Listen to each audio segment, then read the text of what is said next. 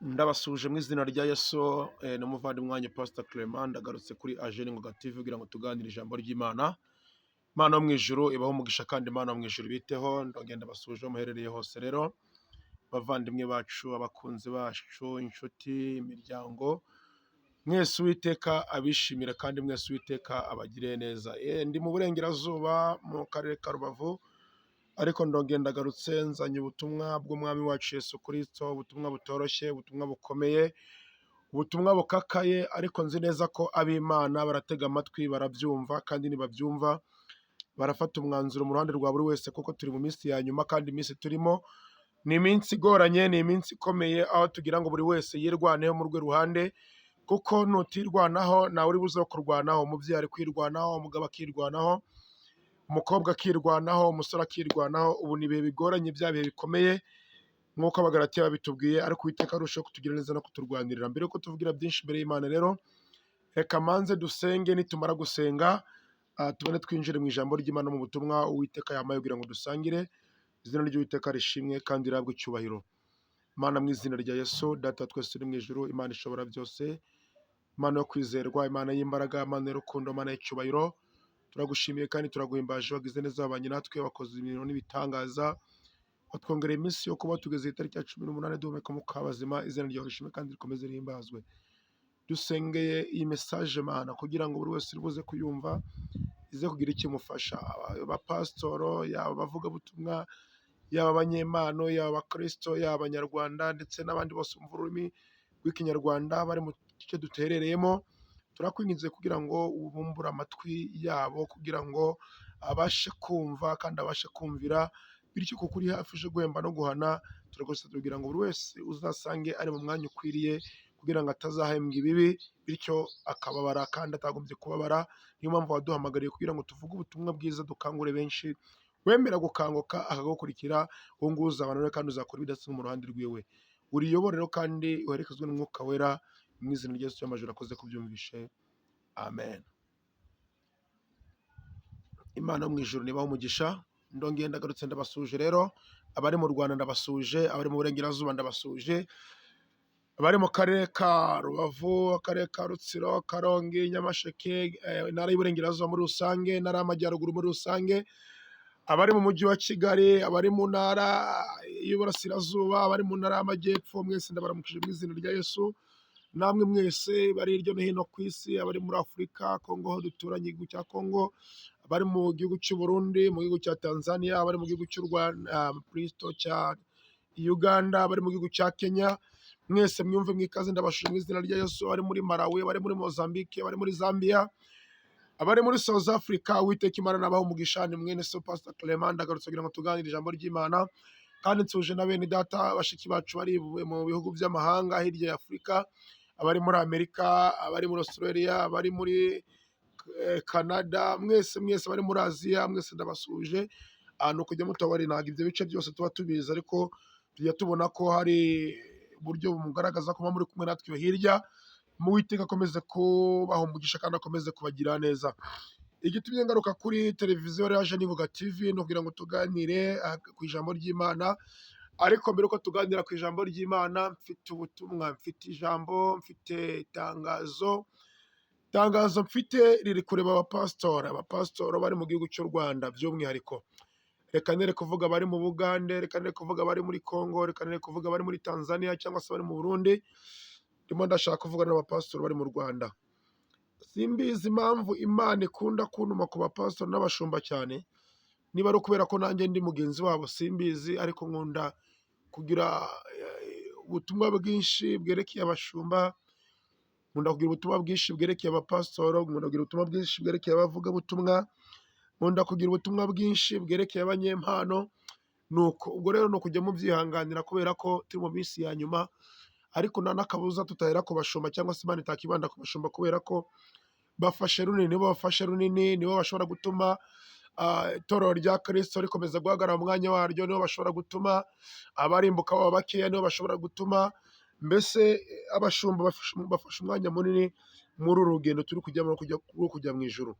Niyo mpamvu rero Imana ihora ibahozaho amaso, ihora ibatuma mu buryo butandukanye, ihora itanga ubutumwa ku bantu batandukanye kugira ngo bakanguke babe maso, nibamara kuba maso babone uko bayobora intama, kubera ko ntabwo umuntu usinziriye ashobora kuyobora intama z'Imana ngo bishoboke. Impumyi Bibiliya iratubwira ngo ntabwo impumyi yarandata indi mpumyi, ahubwo byarangiye izo mpumyi zose ziguye mu rwobo. Abashumba rero ntabwo ari impumyi, abashumba ni abantu bakangutse bakwiriye kurandata abandi batari basobanukirwa, abandi batari bamenya, abandi batari bambara imbaraga nk'izo bafite. Niyo mpamvu Imana ikunda kubagarukaho cyane kugira ngo babe maso, nibamara kuba maso babone uko bayobora abandi, Imana ihabwe icyubahiro. Ku munsi wo kuwa kabiri,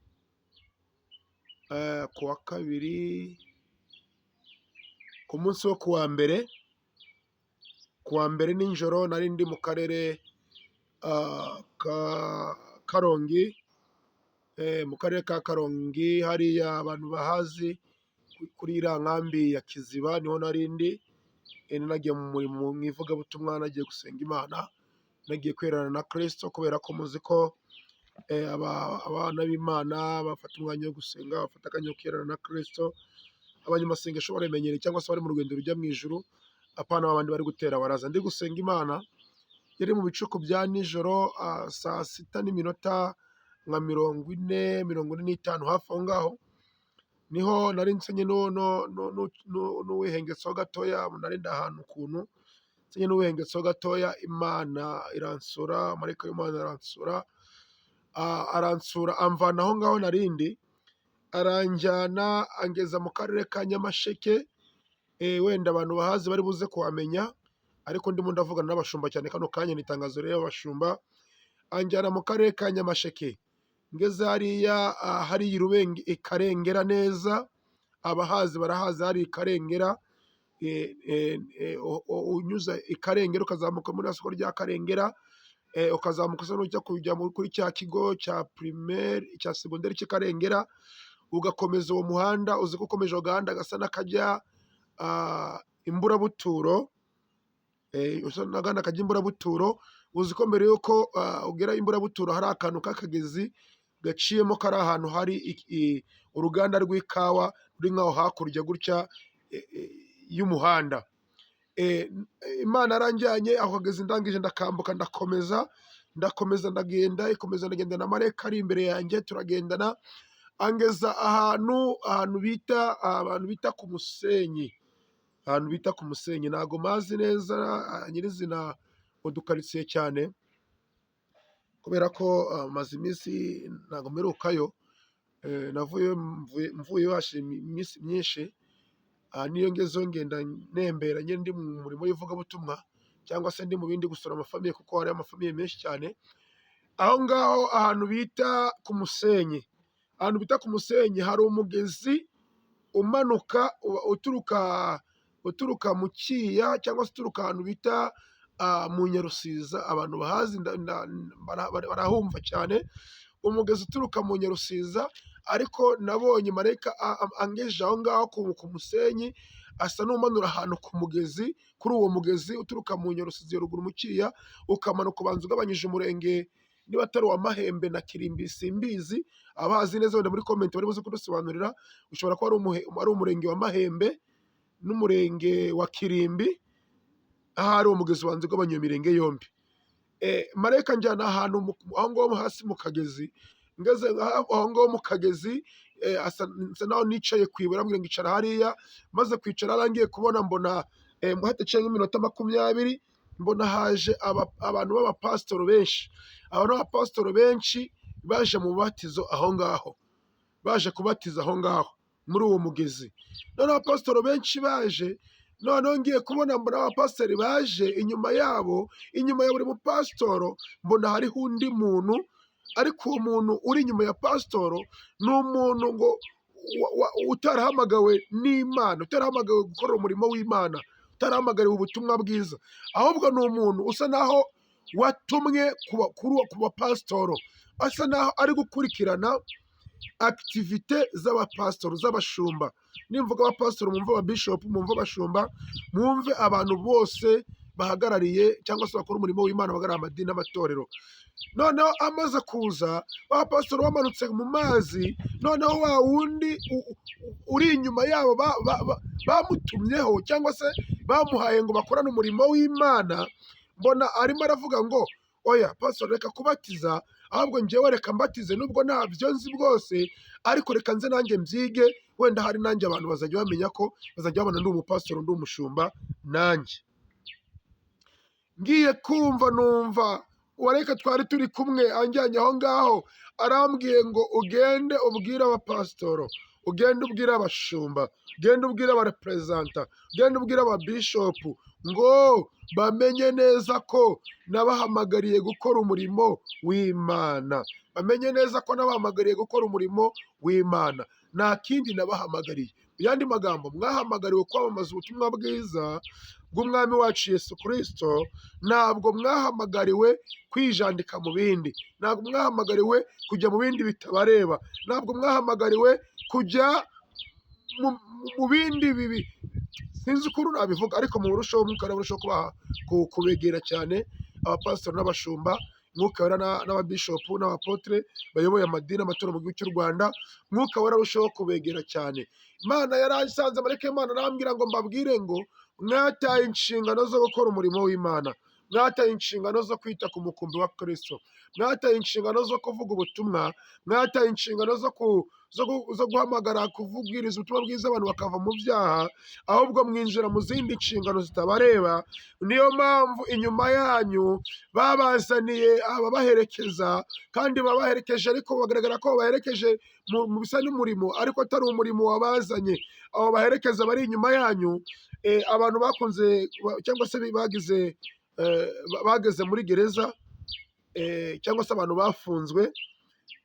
Murabizi iyo wafunzwe hari ukuntu uba ufite abantu muri kumwe muri dosiye, babita ngo ni amashumi, ni abantu baba muri kumwe muri dosiye imwe baba bari inyuma yawe, ariko noneho hari icyo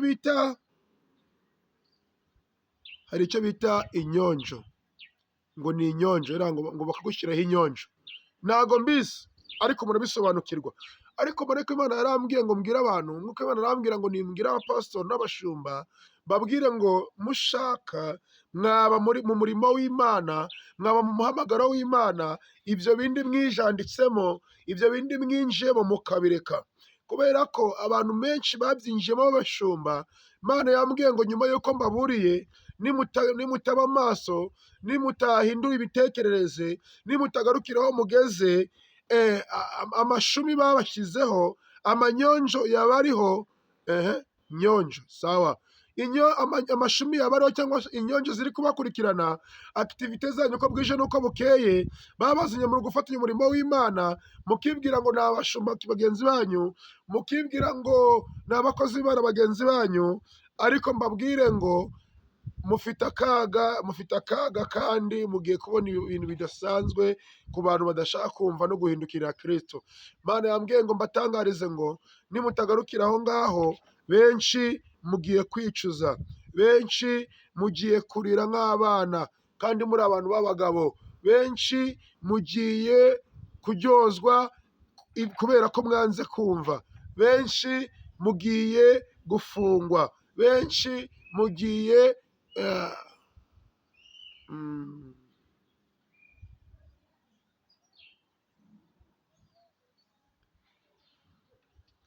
umwuka wera abasange, umwuka wera abasange abuzurize.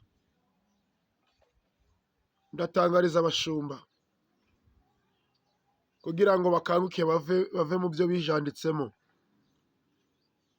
Mwahamagariwe kugira ngo mukorere Imana, mwahamagariwe kugira ngo muvuge ubutumwa, ntabwo mwahamagariwe kujya mu bindi bitabareba.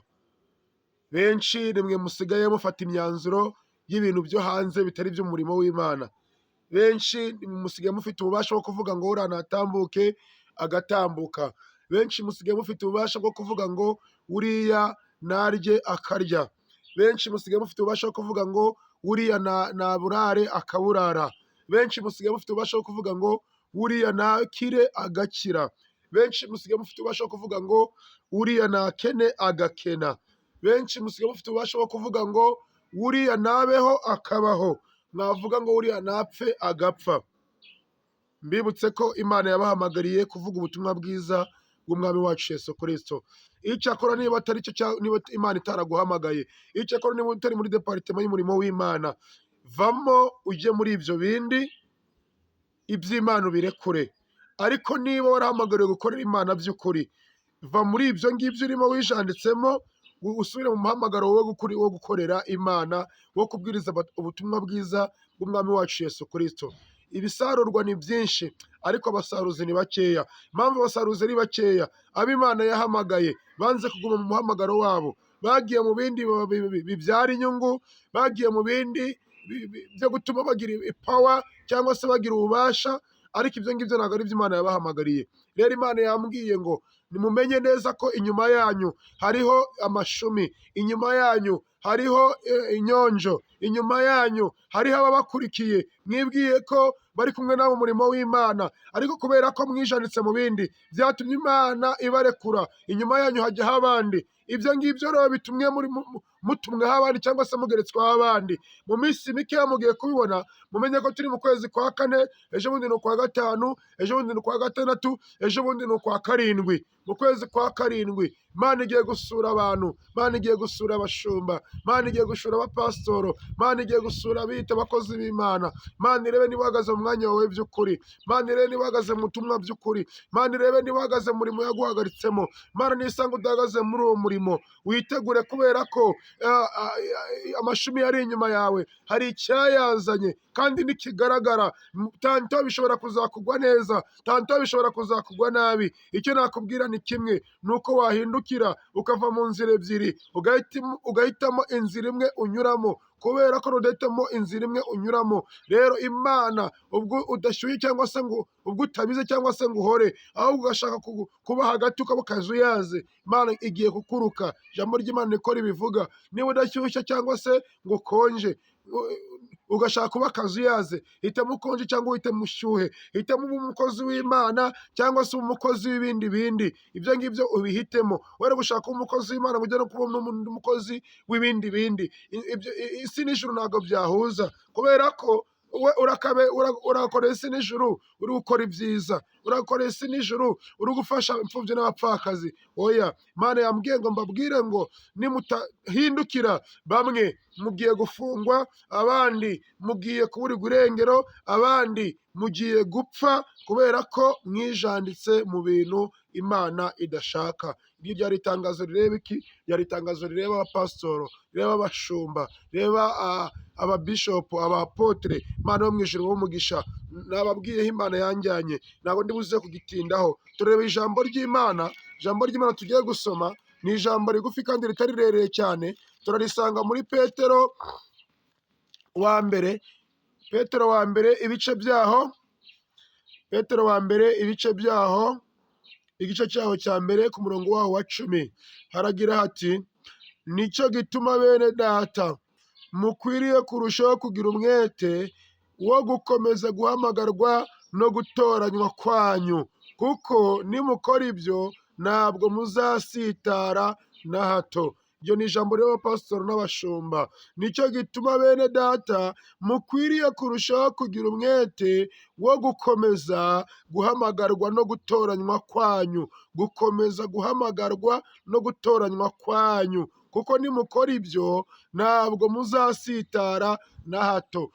Gukomeza guhamagarwa no gutoranywa kwanyu, hari uburyo Imana yabahamagayemo, hari uburyo Imana yabatoranyijemo. Ubwo buryo rero nukwiriye kugukomeza. Niba mutagukomeje, mbakarabiye imbere bene data, bapasitori, bashumba, bavuga butumwa, dore mbakarabiye imbere. Nongere mbibutse ko turi mu kwezi kwa kane, kwa gatanu, kwa gatandatu, kwa karindwi. Muzaba mumaze kubona ko Imana yavugiye mu kanwa k'umwana wayo, Imana yatambagije umwana wayo. Ndababwiye ngo nimuhindukire, muhitemo inzira imwe, muhitemo kuba abana b'Imana, muhitemo gukorera Imana cyangwa se muhitemo gukorera isi. Imana yo mu ijuru ibahe umugisha. Icya kabiri ndabwira buri muntu wese ugira amahirwe yo kumva ubutumwa bwiza kuri Aje n'Ingoga TV.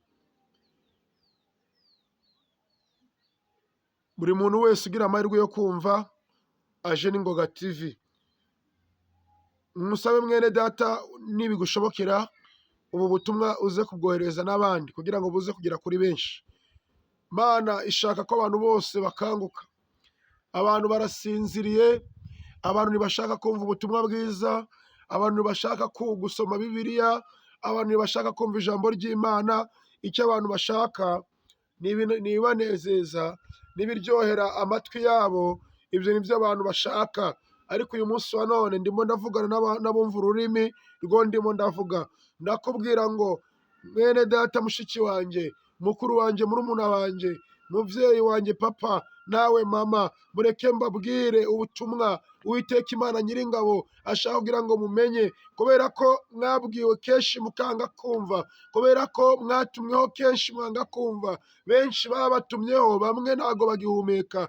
Benshi babatumweho, bamwe bari mu magereza. Benshi babatumweho, bamwe ntago nzi ngo barahagana he. Ariko Uwiteka arakicaye ku ntebe y'imbabazi. Ntashaka ko hagira umuntu urengana, ntashaka ko hagira umuntu urimbuka. Ashaka twese tuba abana b'ubugingo, ashaka ko twese tuzagera mu bwami bwo mu ijuru. Yesu arashaka ngo tuve mu byaha, Yesu arashaka ngo tuve mu bidatunganye, Yesu arashaka ngo dukore ibitunganye bishimwe n'amaso y'Imana. Reka mbabwire ngo yohereje ibikangura byinshi mwanze gukanguka, yohereje ibituma mwumva mwanga kumva, yohereza ibituma mureba mwanga kureba. Ni byinshi cyane. Yewe twareba na covid yaciyeho kugira ngo ikangure abantu, ariko banze gukanguka. Mu burengerazuba no mu majyaruguru, imigezi n'imisozi ikora byinshi kugira ngo abantu bakanguke, ariko banze gukanguka. Ariko Uwiteka Imana Nyiringabo ngo kubera ko mwafunze amatwi, kubera ko mwafunze amatwi, kubera ko mwafunze amatwi, Uwiteka amanuye ibiganza bye kugira ngo akore mu matwi, amatwi yanyu yongere yumve, kugira ngo akore ku maso, amaso yanyu yongere arebe, kugira ngo akore mu matwi, amatwi yanyu yongere yumve. Yesu Uwiteka Imana Nyiringabo amanukiye mu gihugu cy'u Rwanda kugira ngo akore mu matwi y'Abanyarwanda, ngo amatwi yabo yongere yumve, kugira ngo akore ku maso y'Abanyarwanda, amaso yabo yongere arebe. Ibyo ni ibintu bibiri yambwiye, n'ikiro cya gatatu ndabambeshye. Ije gukora ku matwi uko mwanze kumva, amatwi yanyu yongere yumve. Ije gukora ku maso yanyu uko mwanze kureba, amaso yanyu yongere yumve. Iri tangazo rero Umunyarwanda wese, Umunyarwandakazi wese, umuntu wese wumva ururimi rw'u Rwanda rw'Ikinyarwanda, ni uko Imana ije gukora ku matwi y'abantu, amatwi akongera kumva. Ije gukora ku matwi y'abagabo, ije gukora ku matwi y'abasore, ije gukora ku matwi y'abakobwa, ije gukora ku matwi y'ababyeyi. Ayo matwi ije gukora ku matwi y'abakomeye, ije gukora ku matwi y'aboroheje, ije gukora ku matwi y'abize, ije gukora ku matwi y'abatarize. Muzehe wacu Perezida wa Repubulika aravuze ngo injiji ziri mu bize, injiji ziri mu bize. Perezida wa Repubulika yabivuze wacu w'u Rwanda. None se ko mwize mukaba mudashaka kumva? None se ko mwitwa ko musobanutse, umuntu aba arebye inyuma, mwambaye mwafunze inkweto, mwambaye ikote, amapantaro, amakanzu n'amajipo ibihenze, mukaba mudashaka kumva Imana, mushaka bigende bite? Yesu aje gukora ku matwi ya buri munyarwanda wese. Yesu aje gukora ku matwi y'abagabo bose, abakobwa, abasore, abamama, aboroheje n'abakomeye, abize n'abatarize, abarebare ndetse n'abagufi. Yewe nagukora ku matwi, umwana uri mu nda abatwite, abana bazahita bamenya ko agukoze ku matwi. Ndavuga ngo nakora ku matwi uri umubyeyi utwite, umwana uri mu nda azamenya ko agukoze ku matwi. N'umwana w'imyaka 2, azamenya ko Yesu yakoze abantu ku matwi batashatse kumva. Ndagira ngo mbabwire Banyarwanda, bavandimwe ba Kristo, nimureke dusenge, kandi dusengeshe umwuka iteka, dusenge nta buryarya, dusenge nta bushuma, dusenge umutima wacu utunganye, dusenge tudafite igomwa n'uburiganya, dusenge tutari kugira ngo baturebe, ahubwo dusenge turugira ngo Imana iturebe kandi twishimire. Ibyo nibyo Imana ishaka. Abantu bameze nko muri cya gihe cya Aburahamu, igihe Imana ijya kurimbura Sodoma n'i Gomora. Icyo gihe Sodoma n'i Gomora hari abantu basenga bafatamo Bibiliya. Murabo bakagira ngo abantu bafatamo Bibiliya bajya gusenga Imana irababona. Kumbi ntabwo yababonaga. Kubera iki? Imitima yabo yabaga yuzuye ibyaha, yabaga yuzuye ubusinzi, yabaga yuzuye ubusambanyi, yabaga yuzuye ubujura, yabaga yuzuye kugambana, yabaga yuzuye kuroga no kwica. Imitima y'ab'i Sodoma n'i Gomora nuko yabaga imeze, uburaya, ubutinganyi. N'uyu munsi natwe nuko.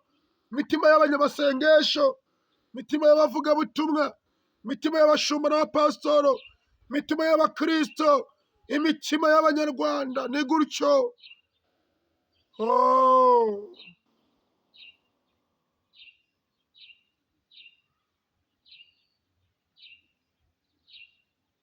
Si sawa. Abashirwa bajya bavuga ngo si sawa, ntabwo ibintu ari byiza. Nimureke dupfukame, duce bugufi, tunihirire Imana. Mureke dusenga Imana n'imitima yacu itunganye, n'imitima yacu iboneye. Twe kuba nk'ab'i Sodoma n'i Gomora, twe kugaragara inyuma ko turi abakristo, twe kugaragara inyuma ko dufite isura y'abanyamasengesho. Bagera ku cyumweru cyangwa kuwa gatandatu bakicara mu mamodoka meza bakajya gusenga, bakicara mu maparado yabo, mu biki byose bakajya gusenga. Ariko imitima Imana yayitegereza igasanga yuzuyemo urwango, igasanga yuzuyemo amacakubiri, igasanga yuzuyemo ubwicanyi, igasanga yuzuyemo ubugambanyi. Iyo mitima ntabwo iri kunezeza Imana, ntabwo ari iby'ubu ngubu. Imana yaturutse mu minsi yashize, mu bihe byatambutse, iri kuburira Abanyarwanda, iri kubwira Abanyarwanda, iri gukangura Abanyarwanda, ikabakanguza umuyaga, ikabakanguza amazi, ikabakanguza uburwayi, ikabakanguza iki. Ariko banze gukanguka, banze kumva. Imitima yabo ikomeje kuba y'ubwihebe. Niyo mpamvu Imana ije gukora ku matwi, Imana ije gukora ku matwi. Aya matwi yagiye kumva ijwi ritigeze ryumva. Aya matwi yagiye kumva, aya maso yagiye kubona. Kandi nyuma y'uko amatwi yumvishe, nyuma y'uko amaso arebye abonye, muzahita muca bugufi, muzahita mwongere mwumvira Imana, muzahita mwongere mwubaha Imana, muzahita mwongere mutinye Imana, muzahita musenga mufite guca bugufi, muzahita musenga mufite imitima yo guca bugufi. Uzagira amahirwe Imana yakora ku matwi ntagendere ko burundu, kuko hari abizakora ku matwi bagendere ko burundu, hari abizakora ku maso bahumire ko burundu.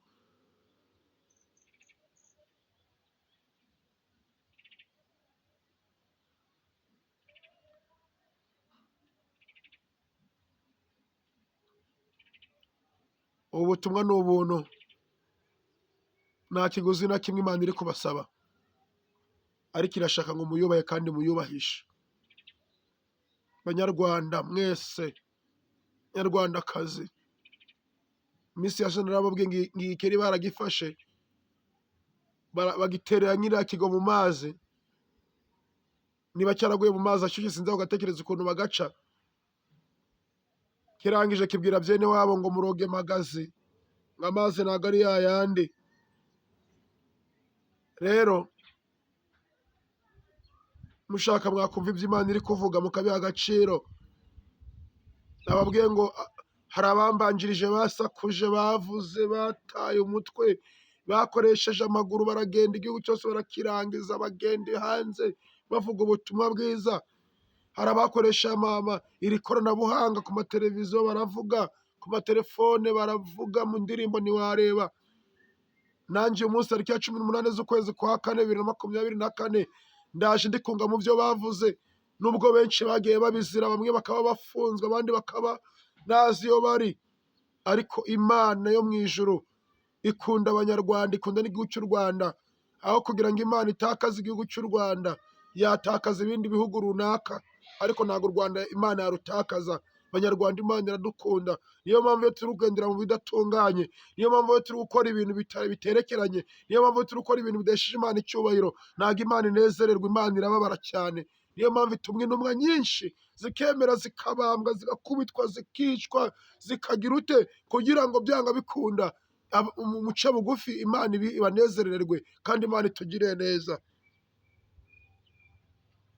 Soza ivuga butumwa rero, soza ubutumwa bwiza, ndagira ngo nsabe wowe wumvishe ubutumwa kugira ngo ubishyikirize abandi. Kubishyira muri groupe wamo nta kibazo kibamo, kubishyira kuri WhatsApp kuri status yawe nta kibazo, kubishyira kuri YouTube ntacyo bitwaye, kubushyira aho ushaka hose kugira ngo abantu bugire ku bantu benshi nta kibazo. Ni itangazo aho warigeza hose, cyangwa nuko abantu twumva, abanyarwanda tukumva, umunyarwanda wese akumva, kubera ko nyuma yo kutumva Imana ije gukora ku matwi yacu twumve, Imana ije gukora ku maso yacu turebe, kandi benshi nibakoraho hari abizakoraho, ibakore ibakozeho, nuko bihuriremo. Fasha rero ukore subscribe kuri Ajeni Ngoga TV, ukore like, wandike na comment niba ari icyo udasobanukiwe, kandi ukeneye no kutuvugisha, nimero zacu ziri hasi murazibona.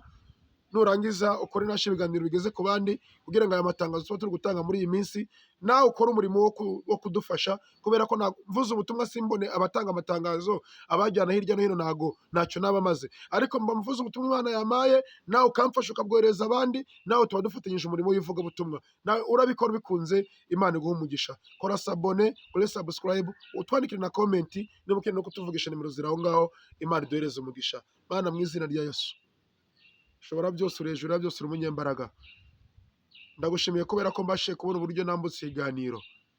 Ejo kuwa gatatu ntabwo byankundiye kubera ko nari mfite umunaniro, ndi no mu yandi masengesho, ariko uyu munsi kuwa 4 birakunze, tariki ya 18 z'ukwezi kwa 4 2024 ndabutambukije. Mwami Yesu, nsabye umwuka kugira ngo abashe kubuherekeza, ubutumwa bugere ku bashumba nk'uko hatambutse itangazo ry'abashumba, bugere ku banyarwanda bose, ababyeyi, abagabo n'abasore, abana batoya, nk'uko wabigennye.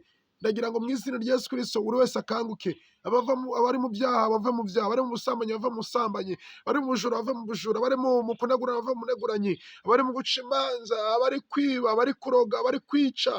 Mwami, buri ngeri yose itakunejeje abantu baherereyemo, wenda ubutumwa bubagereho mu izina rya Yesu. Nsengeye n'uyu nguyu uzabugeza ku bandi, uzabugeza ku bavandimwe no ku nshuti, nawe uzamuha umugisha Mwami, mu izina rya Yesu. Kandi ntazatinde kubona ko yagukoreye umurimo ukomeye, ntazatinde kubona ko yatanze itangazo rikomeye kandi mu gihe cyaryo, kubera ko hari benshi bazakizwa n'itangazo. Izina rye rikomeze rishyirwe hejuru. Urakoze kuri Imana ibyumvishe kandi ukwiye kubishyikira muri byose, mu izina rya Yesu. Urakoze kubyumvisha Yesu, amen. Rero Imana ibahe umugisha, bene data turabakunda cyane kandi turi kumwe. Ciao ciao, Uwiteka bishimire cyane, mukomeze mudufashe mu ivugabutumwa. Uwiteka abahe umugisha. Asante sana.